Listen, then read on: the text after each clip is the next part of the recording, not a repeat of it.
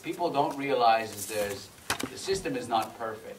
A lot of the time there's excess fluid that gets accumulated in the tissue that needs to be recycled. Part of the role of the lymphatic tissue is to recycle that excessive fluid that gets accumulated inside any part of your body.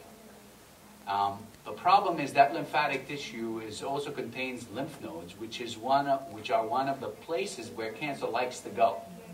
So in order for us to sort of best determine whether or not your cancer is a good cancer or a bad cancer, whether you need chemotherapy or not, we need to look at lymph nodes to make sure the cancer did not go to the lymph nodes.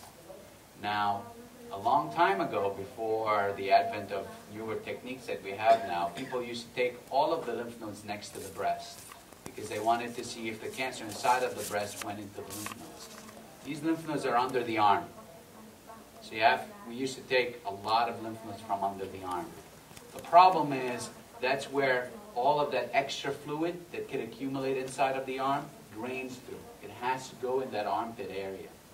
So what ended up happening is a lot of these patients that got a lot of lymph nodes taken out and that had some radiation afterwards, that fluid would not be able to make it back into the body. So you end up with a backup of all this fluid inside of the arm, and that's called lymphedema. One of the ways to avoid getting lymphedema is not to get all of the lymph nodes taken out.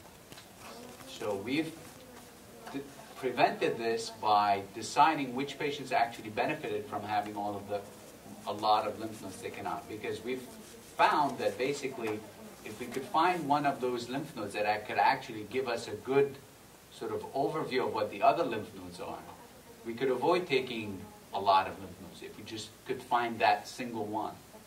And with time we've come up with techniques where you can identify that lymph node, what's called the sentinel lymph node.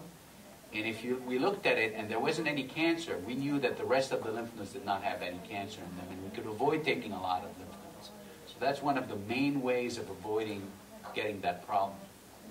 The other main thing that people have developed over time, and maybe Dr. Hockel can comment on it, is a long time ago maybe it was much more common to radiate the area under the armpit. Now you sort of avoid that.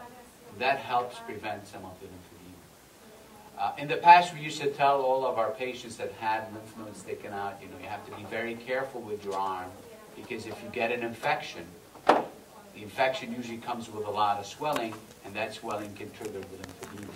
If you get an open cut, if you have too much pressure on the arm, that can cause backup of the lymph, and that could be a problem. So we tell them you have to be very careful with it. As far as patients who developed lymphedema, we don't really have good measures to reverse that. It's unfortunately a problem that people are going to have to deal with for a really long time. And so these people have to wear compression stockings, so basically an elastic band around the entire arm that presses on the tissue, that makes sure that you can sort of push all that extra fluid back into the system. We've also trained these patients on what we call lymphatic massages, so you can actually gently push that fluid along.